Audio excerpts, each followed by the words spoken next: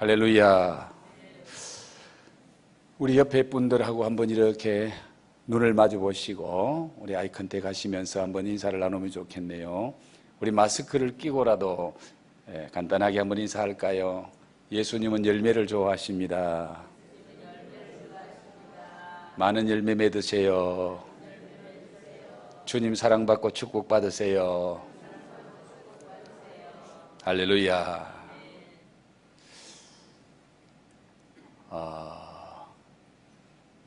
오늘 말씀의 제목을 좀 풀어서 적어놨네요. 주보에는 예수님의 저주인데 무화과 나무를 저주하신 예수님 이렇게 풀어서 적었는데, 예수님이라는 말 단어와 저주라는 말은 좀 잘 안 어울리죠. 예수님 하면은 사랑, 은혜, 축복 이런 말들이 예수님하고 어울리는 말인데, 오늘 예수님의 저주. 조금 제목이 거시기 합니다만은 저는 의도적으로 이 저주라는 말을 사용했습니다. 왜? 우리는 절대로 저주받아서 안 되기 때문에, 저주받으면 안 되기 때문에, 저주받지 않고 축복하기 위해서 제가 오늘 이 제목을 썼다는 것을 기억하시면서 함께 은혜를 받았으면 좋겠습니다. 지금까지 여러분의 삶 속에서 여러분을 가장 실망시킨 그런 사람이 있다면 누구인지 여러분 한번 생각해 보십시오. 그 사람 생각만 해도 짜증나고 생각하기도 싫고 입 열면은 욕이 나오려고 하고, 아니 욕이 아니라 저주하고 싶은, 혹시 그런 사람이 여러분에게 있습니까? 있다면 여러분을 그렇게 힘들게 하는 그 사람이 누구입니까? 반대로 여러분 한번 생각해 보실래요? 아마 여러분들은 반대로 별로 생각해보고 싶지도 않았을 것이고 하지도 않았을 것입니다. 내가 누군가에게 실망을 주고, 내가 누군가의 기대를 저버리고, 내가 누군가를 낙심케 만드는 그런 일은 없는가? 혹시 나 때문에 마음 아파하고, 나 때문에 괴로워하고, 내만 생각하면은 짜증이 나고, 나를 생각하면은 욕하고 싶고, 나를 생각하면은 저주하고 싶은 그런 사람이 있지는 않을까? 별로 생각하고 싶은 것은 아니지만은 우리가 한 번쯤은 생각해 보는 것도 유익할 것입니다. 오늘 성경은 예수님을 실망시킨 사건입니다. 예수님을 낙심하게 만든 사건입니다. 예수님의 입으로 욕이 아니라 저주가 나오게 한 사건입니다.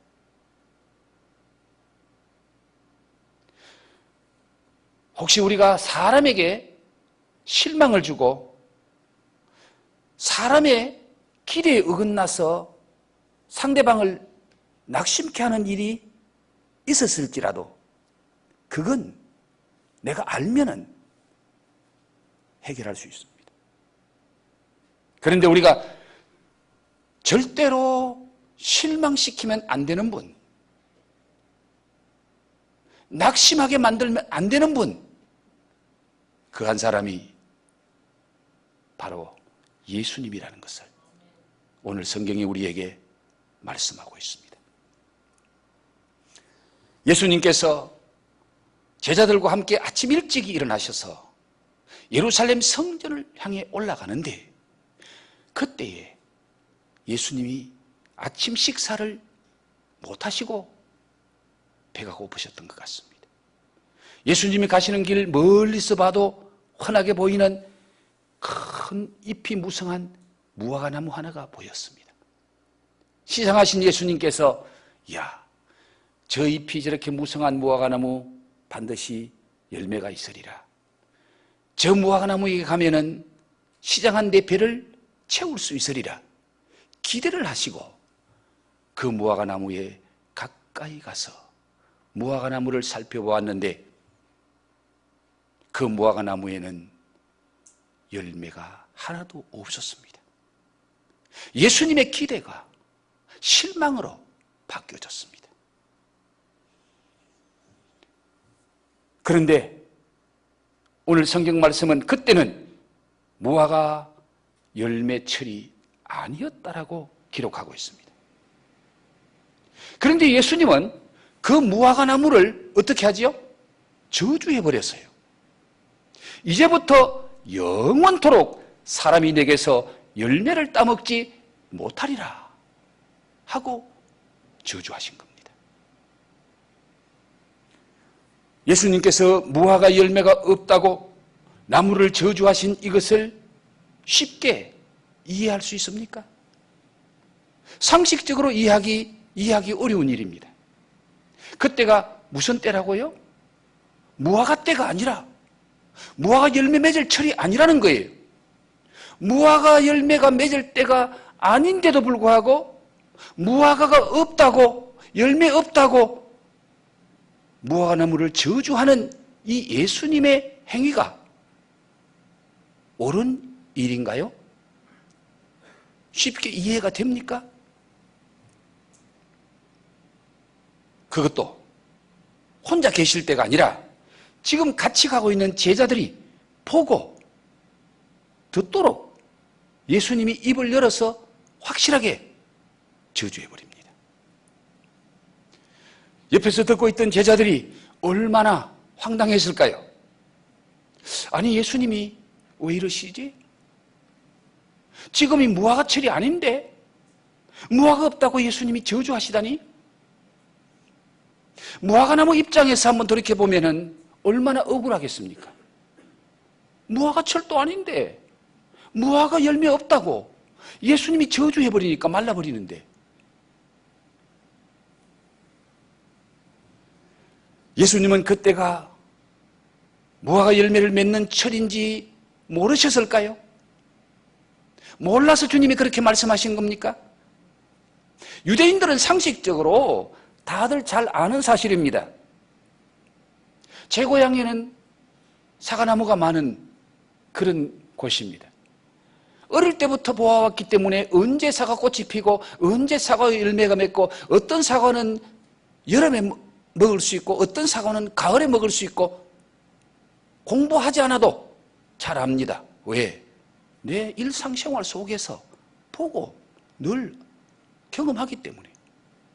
유대인들은 지천에 널린 것이 무화과고 그들은 무화과 농사를 짓고 무화과 열매를 따먹고 그 무화과와 함께 살기 때문에 언제 무화과철인지 언제 무화과 열매가 맺는지 언제 무화과를 추수하는지 다 잘 알고 있습니다. 가르쳐주지도 않아도 잘 압니다. 그렇다면 예수님께서 다 아시면서 배가 고프니까 순간적으로 화가 나셔서 그 나무를 저주했을까요? 만약 그렇다면 예수님의 인격과 성격에 큰 오점이 아닐 수 없습니다.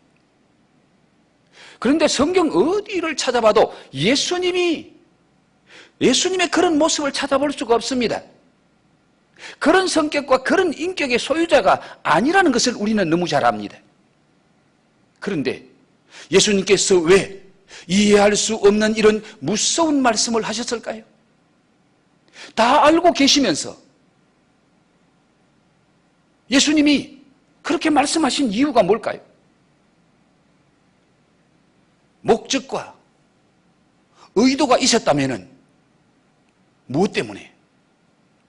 예수님의 실수가 아니라면 왜 예수님이 그렇게 말씀하셨는지 그 이유를 우리도 분명히 알아야 됩니다.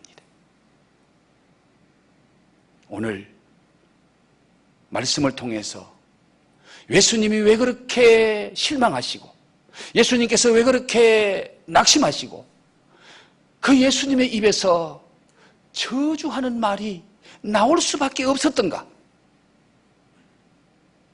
그 이유를 통해서 오늘 저와 여러분이 우리 주님의 음성을 들어야 됩니다. 이것을 우리가 깨닫게 하는 이 말씀의 힌트를 주는 말씀이 바로 오늘 본문 앞절과 본문 뒤에 살펴보면 나옵니다. 여러분, 오늘 11절 말씀 본문 바로 앞에 11절 말씀을 보면은 예수님께서 제자들과 그 전날 어디에 가십니까? 예수께서 예루살렘에 이르러 성전에 들어가사 모든 것을 둘러보시고, 예수님이 어디 가셨어요? 성전에 가셨는 거예요. 그 전날. 자, 그러면 오늘 이 말씀 다음에 15절부터 또 말씀이 나옵니다. 오늘 아침에 예수님이 제자들과 함께 아침 일찍이 어디로 가고 계시는지가 나오죠. 15절 말씀 볼까요? 그들이 예루살렘에 들어가니라. 예수께서 성전에 들어가사. 예수님 어디 가셨어요? 성전에. 그 전날 성전에 가셨고, 오늘 이 아침 사건 이 다음에 예수님이 성전에 들어가십니다. 지금 예수님은 성전에 올라가시는 길에서 이 지금 무화과나무 사건이 벌어지고 있다는 사실입니다. 마가는 한 사건 안에 또 다른 한 사건을 끼워 넣는 이 샌드위치 기법을 통해서 두 사건이 밀접한 관계가 있다는 것을 나타내 보여주고 있습니다.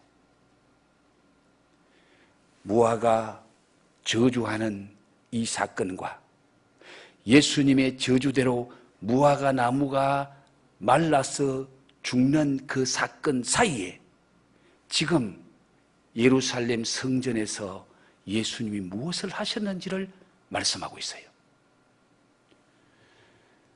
예수님이 예루살렘 성전에 올라가 보니까 예루살렘 성전은 기도하는 하나님의 집인데 그곳에서 진정한 기도와 예배는 찾아볼 수 없고 강도의 소굴을 만들어 놓았습니다. 거기서 돈에 눈이 어두운 사람들이 돈벌이 하려고 장사하고 있고 짐승을 팔고 있고 돈을 바꾸고 있고, 그 광경을 보신 예수님은 우리말로 하면은 뺑 도신 거예요. 그래서 화가 나서 돈상을 뒤집어엎고 채찍으로 짐승을 쫓아내고 거기 있는 사람들을 성전 밖으로 쫓아내면서 내 아버지 집을 강도의 소굴로 만들었다. 이 말씀은 다음 주일에 제가 좀 더 깊이 있게 말씀드리겠습니다. 지금 예수님이 성전에 올라가서 하신 일은 강도의 소굴로 만들어 놓은 그 현장에서 그 사람들을 쫓아내고 성전을 정결케 하는 작업을 하시고 계십니다. 이것은 바로 그 당시에 유대의 종교가 하나님의 집인 성전에서 어떤 일이 일어나고 있었는지를 보여주는데, 오늘 이 사건은 무성한 무화과 나무, 그 무성한 무화과 나무가 열매가 없어서 예수님께로부터 저주를 받고 말라버리는 사건, 이 사건은 곧 이 성전에서 일어나고 있는 사건임을 말씀하고 있습니다.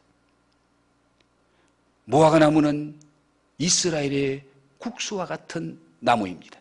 즉 무화과 나무는 이스라엘 백성을 상징하는 나무고 이스라엘 한 사람 한 사람을 상징하는 나무가 무화과예요. 그렇다면 예수님의 이 무화과를 저주하신 이것은 무화과 나무를 저주한 것이 아니라 성전 안에서 하나님을 바로 예배하지 못하고 하나님의 백성답게 살지 못하고 하나님의 원하는 열매를 맺지 못하는 바로 범죄하고 성전에서 죄를 짓는 그 이스라엘 백성들, 그 종교인들, 그 유대 율법주의자들, 그들을 저주하고 심판하시는 예수님의 말씀인 것을 오늘 성경이 우리에게 보여줍니다. 에레미야 8장 13절에 여호와의 말씀이니라 내가 그들을 진멸하리니 포도나무에 포도가 없을 것이며 무화과 나무에 무화과가 없을 것이며 그 잎사귀가 마를 것이라 내가 그들에게 주는 것이 없어지리라 하셨나니 무화과 나무가 무화과 열매를 맺지 못하고 그 잎사귀가 마를 것이라. 하나님의 심판이 임하면은 그렇게 될 것이라고 말씀하셨는데 지금 예수님이 무화과 나무에게 하신 말씀이 그대로 이루어지는 거예요. 자, 그런데 오늘 말씀의 이해를 돕기 위해서 무화과 때가 아니라는 이 말씀을 좀 설명을 드리겠습니다. 무화과 때가 아닌데 무화과가 없다고 예수님이 저주하셨잖아요. 그런데 여기에 무화과 때가 아니라는 이 말씀의 의미는 이스라엘 나라는 사시사철 따뜻한 나라, 더운 나라, 아열대 지방입니다. 그러기에 거기서는 사시사철 열매를 맺어요. 무화과가 최소한 1년에 2번 열매를 맺습니다. 봄이 되면은 싹이 나오면서 묵은 가지에 무화과 열매가 맺힙니다. 그런데 그 무화과 열매를 이름을 파가라고 합니다. 이 파가는 수확을 하지 않고 그 나무에 그냥 버려둡니다. 그러면 나그네가 길 가다가 흙이진 나그네가 그 무화과 열매를 따먹고 가난한 자들, 과부나 고아들이 배를 채우려고 그 무화과밭에 가서 무화과를 따먹게 내버려 두는 거예요. 그걸 따먹어도 주인은 아무 말 하지 않습니다.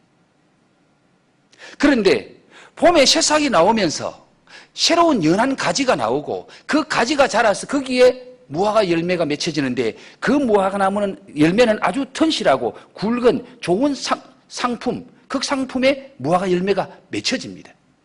그것이 언제냐? 7월달, 8월달에 그 열매가 맺혀지는 거예요. 오늘 여기 무화과 때가 아니라는 말은 7, 8월달에 그 좋은 열매 맺는 그때가 아니라는 겁니다. 그때에 열매 맺는 무화과를 비쿠라라고 말합니다. 무엇이 예수님으로 하여금 열매를 기대하게 만들었습니까? 오늘 말씀을 보시면은 이튿날 예수님이 시장에서 길 가는데 멀리서 잎사귀 있는 한 무화과 나무를 보시고 멀리서 잎사귀 있는 무화과 나무를 봤다는 말은 그 무화과 나무가 잎이 무성하고 큰 무화과 나무였다는 것을 말하죠. 예수님으로 하여금 무화과 열매를 기대하게 만든 것은 무성한 잎이었다는 것을 오늘 성경이 말씀하고 있습니다. 잎이 무성한 무화과 나무에서 예수님이 찾으신 열매는 비쿠라가 아니라 파가였다는 거예요. 예수님도 때를 아시죠?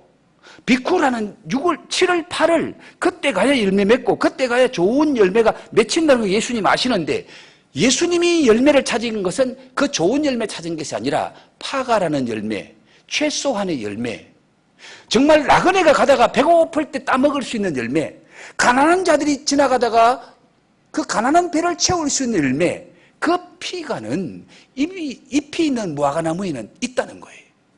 그런데 예수님이 찾아가 보니까 그 최소한의 열매, 피가 열매도 하나도 없었더라는 거예요. 무엇을 말씀하고 있습니까? 당시의 유대교, 대성전은 전 세계에 알려진 유명했습니다. 그래서 유대인들뿐만 아니라 이방인들까지 사방에서 성전으로 사람들이 몰려옵니다. 왜요? 성전에 올라가면은 인생의 문제가 해결되고 성전에 올라가면은 하나님의 축복의 열매를 얻어먹을 수 있다는 그 기대를 가지고 사람들이 성전으로 몰려옵니다. 그러나 막상 그들이 찾은 이 성전 안에는 사람이 먹을 수 있는 열매가 전혀 없었다는 겁니다. 그 이유가 뭡니까? 성전은 예루살렘과 유대 민족의 심장과 같습니다. 그런데 그 민족의 심장인 성전이 지금 썩어 있는 거예요. 심장이 죽어 있는 거예요. 그래서 거기서 열매를 찾을 수가 없습니다. 왜 이런 현상이 나타났습니까? 유대 지도자들이, 종교인들이, 제사장들이 하나님의 말씀을 않고 인간의 욕심과 인간의 야망과 인간의 열정을 붙잡고 있었기 때문입니다. 그 성전 안에서 인간의 욕심을 채우려고 지금 장사하고 있잖아요. 장사하는 명분이 하나님을 예배하고 하나님께 제물을 바친다는 그 명분 하에 대제사장들이, 종교인들이 장사하고 있어요. 돈벌이 하고 있어요. 육신의 욕심, 육신의 욕망을 채우려고 하나님의 말씀을 버리고 인간의 욕심을 채우는 그 행위가 지금 성전 안에서 벌어지고 있는 거예요. 우리도 마찬가지입니다. 우리가 하나님의 말씀을 붙잡지 않으면 절대로 열매를 맺지 못합니다. 절대로 인생의 문제를 해결할 수 없습니다. 그래서 많은 사람을 기만하는 유대교나 예루살렘 성전은 저주를 받아야 마땅했던 것입니다. 결국 하나님의 보혜사의 성령은 예루살렘 성전에 임한 것이 아니고 다락방에 믿음으로 기도하는 120명의 성도가 모인 곳에 성령이 임재합니다. 이것이 바로 주님이 찾으시는 영적인 열매, 신령한 열매예요. 예수님이 저주했던 무화과 나무가 그 이튿날 가니까 다 말랐잖아요. 예수님이 저주한 대로 무화과 나무가 말랐습니다. 예수님이 저주한 성전이 언제 마르지요? 주 70년에 로마 디도스 장군이 100만 대군을 이끌고 와서 예루살렘 성곽을 불태웁니다. 성전이 돌 하나 돌 위에 첨놓이지 않고 다 무너집니다. 예수님이 말씀하신 대로, 예수님이 저주하신 대로 그대로 되어진 거예요.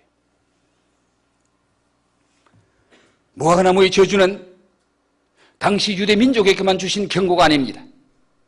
오늘 우리에게도 주시는 경고의 말씀입니다. 이 무화과나무 사건이 2000년 전에 사건이고 유대인들에게만 해당되는 사건이라면 오늘 제가 설교할 필요가 없습니다. 오늘 하나님이 이 말씀 주시지 않았을 겁니다. 교회는 겉만 화려해서는 안 된다는 겁니다. 속도 아름다워야 된다는 겁니다. 겉만 무성하나 속이 텅 비어 있어서는 안 된다는 거예요. 이것은 오늘 교회의 현실을 보면은 굉장히 두려움으로 받아야 할 말씀입니다. 우리나라 교회가 엄청나게 대형화되고 시설도 엄청나게 해서 많은 사람들이 먼 데서부터 옵니다. 심지어 외국에서 소문 듣고 한국 교회를 찾아옵니다. 만약 그 안에 이런 성령의 열매가 없이 인간의 소욕과 인간의 탐심으로만 가득 차 채워져 있다면 사람을 기만하는 종교, 저주받을 수밖에 없는 교회라는 것을 오늘 성경이 우리에게 말씀하고 있습니다. 이번 코로나19 때문에 신천지가 백일하에 드러납니다. 신천지가 세상 사람들에게 적나라하게 드러났습니다.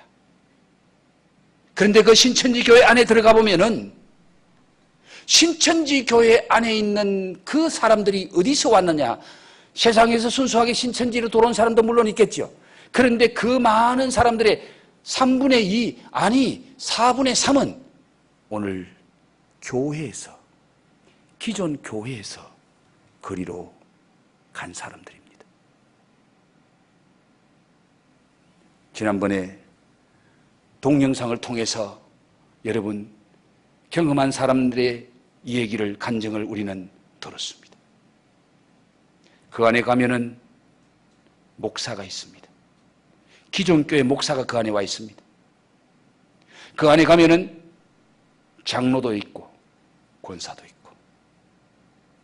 오늘 기존 교회 안에 중직자라고 말하고 신앙생활 20년, 30년 신앙생활 했던 사람이 지금 신천지 안에 들어가 있다 그 말이에요.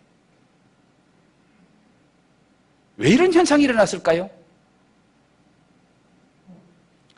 신천지가 무엇이 있어서, 신천지가 좋아서, 물론 신천지 안에 역사하는 미혹의 영이 있습니다. 그러나 그 문제의 한 부분은 오늘 교회가 교회 역할을 제대로 못했다는 겁니다. 교회가 교회 안에 사람들이 찾는 참 열매가 없었기 때문에 그 영혼을 만족시키고 그 삶을 만족시켜 줄 수 있는 그 열매를 얻지 못해서 교회 밖을 나갔고 그들이 찾아간 곳이 신천지였다는 거예요. 지금 하나님께서 1차적으로 신천지를 심판하고 계십니다. 그러나 우리는 신천지를 보고 있을 겨를이 없습니다. 지금 교회도 주님이 징계하고 계신다는 사실을 우리가 깨달아야 됩니다. 교회는 예배를 생명같이 귀하게 여깁니다. 교회가 주님 앞에 제대로 예배드리지 못한다면 그건 교회가 아닙니다. 그런데 지금 교회가 어떻게 됩니까? 교회가 문을 닫고 예배 못 드리잖아요.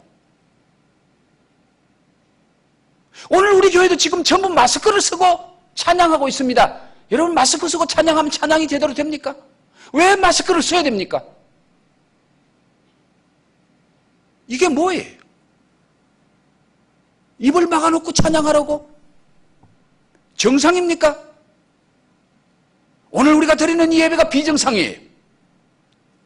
오늘 교회가 교회 안에 와서 예배 못 드리고 온라인으로 예배를 드리는 거, 이게 정상입니까? 이게 비정상이에요. 그렇다면 왜 교회 문제가 이런 문제가 생깁니까? 이게 주님의 징계예요. 주님의 작은 심판이에요.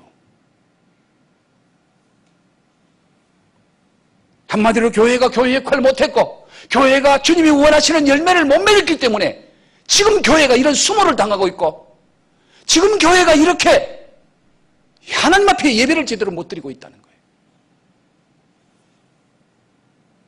주님께서 오늘 이 상황 속에서 깨닫기를 바라고 있습니다. 오늘 교회가 주님이 원하시는 열매 맺지 못했기 때문에 이런 상황이 왔다는 것을 주님은 깨닫기를 원하고 계시는 거예요. 우리가 정신 차려야 될 때입니다. 깨닫고 회개의 기도를 하나님 앞에 드려야 될 때입니다. 주님은 말씀하십니다. 실로암 망대가 무너져서 18명이 죽었습니다. 그때 주님은 그 사건을 가지고 제자들과 따르는 무리들에게 뭐라고 말합니까? 저들이 너희들보다 죄가 더 많은 줄 아느냐? 너희도 회개하지 않으면 저러하리라. 너희도 회개하지 않으면 똑같이 된다 그랬어요.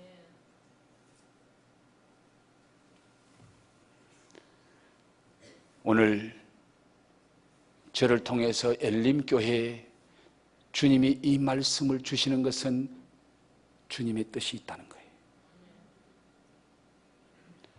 영적인 눈을 열고 보아야 되고 영적인 귀를 열고 주님의 음성을 들어야 될 줄 믿습니다.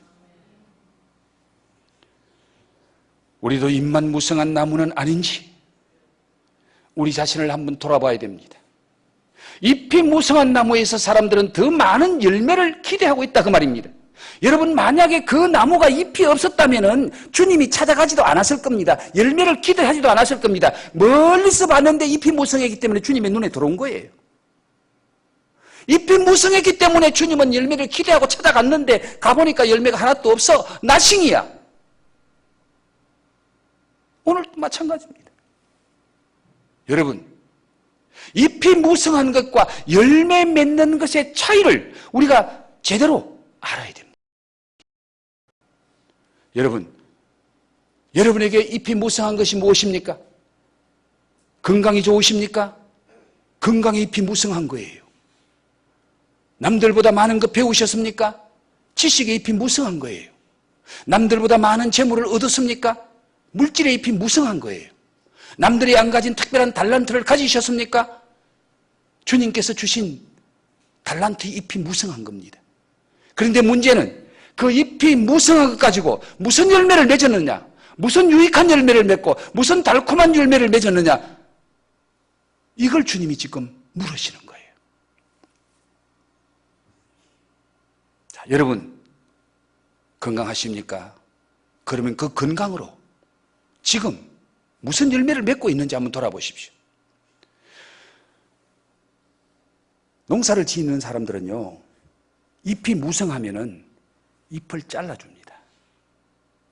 콩도 잎이 무성하면 잎을 잘라주고요. 고구마도 잎이 너무 무성하면 잎을 잘라줘요. 왜? 잎이 영양분을 다 뺏어가서 열매에, 뿌리에 영양분이 가지 않아요. 그러면 잎만 무성하고 뿌리는 없어요. 열매는 못 맺어요. 잎을 잘라주는 거예요. 그런데 오늘 이 무화과나무는 잎이 무성하기 때문에 뿌리로부터 오는 자양분을 잎이 다 빨아먹었고 열매는 없어요. 여러분, 내 건강을 위해서 내 모든 것 투자해서 좋은 것 많이 먹고 돈 많이 쓰고 내 몸을 위해서 보신하고 건강을 위해서 돈은 많이 썼는데 그 건강 때문에 그 건강 유지하느라고 해야 할 일 못하고 그 건강 가지고 주님이 원하시는 선한 삶 살지 못하고 그렇다면 그건 잎만 무성하고 열매 없는 건강이에요. 여러분, 남다른 지식을 가지고 계십니까? 남이 가지지 않는 많은 지식을 소유하고 계십니까? 그 지식 소유한다고 돈 많이 투자하셨고 그 지식 얻는다고 많은 시간 투자하셨죠. 그러면 그 무성한 지식 가지고 지금 어떤 삶을 살고 있느냐 그 말이에요. 남들이 안 가진 박사학위 가졌습니까? 그러면 그 박사학위 가지고 내가 지금 어떤 삶을 살고 있느냐 그 말이에요. 나를 위해서만 살고 있다면 그 무성한 지식이 아무것도 아니라는 거예요. 그 무성한 지식 가지고 그 풍성한 지식 가지고 정말 주님이 기뻐하시는 열매 맺고 있고 이웃이 필요한 열매를 맺고 있고 선한 일을 하고 있고 정말 복된 열매를 맺고 있느냐 그 말이에요.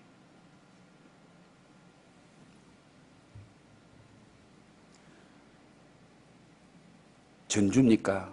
해마다 연말이 되면은 이름을 밝히지 않고 기부하는 기부천사가 있었잖아요.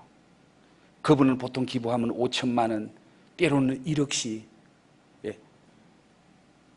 이름을 밝히지 않고 동사무소 어디 인근 가까이에 숨겨놓고 동사무소에 전화를 해서 제가 어디에 봉투를 갖다 놓았으니 찾아가세요. 수년 동안 그렇게 해도 그 사람이 누군지 몰라요. 그런데 원래 어떤 사건이 일어났습니까? 그 사람이 갖다 놨다고 전화했는데 지구리 가보니까 돈이 있었어요? 없었어요? 없어졌잖아요. 누군가가 먼저 알고 가져갔어. 발칵 뒤집어졌습니다. CCTV를 다 조사했습니다.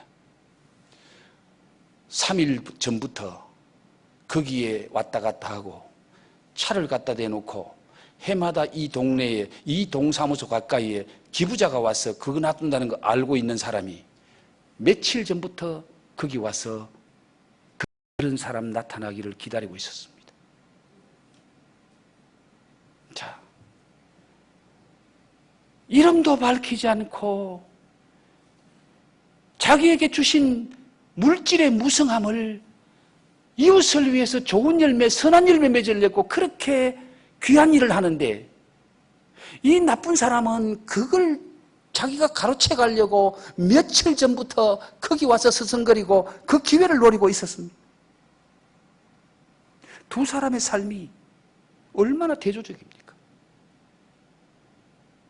여러분, 물질의 무성함을 주셨으면 그 물질을 가지고 무언가 선한 일하고 무언가 이웃에게 도움이 되고 가난한 이웃에게 배고픈 사람이 찾아왔을 때에 얻어먹을 수 있는 최소한의 열매도 공급하는 그 삶이 우리 주님은 열매 맺는 삶이라고 말하는데 정말 우리가 그런 삶을 살고 우리 교회가 그런 일을 하고 있는가?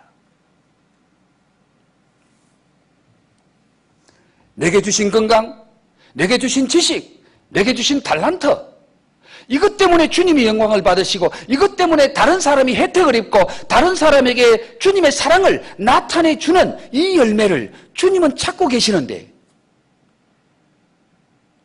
내가 지금 그 어떤 열매를 맺고 있는가?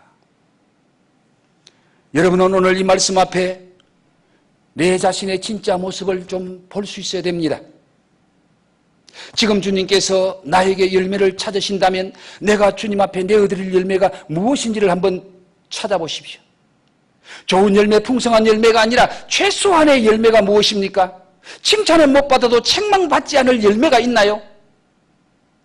적어도 예수 믿는 사람이라면, 적어도 은혜 받는 사람이라면 최소한의 열매는 맺어야 되는데 이 비쿠라가 아니라 파가, 최소한의 열매, 가난한 사람이 찾아와서 허기를 면하는 열매, 배고픈 사람이 찾아와서 따먹고 배고픔을 면하는 그 열매마저 우리가 맺지 못한다는 거예요.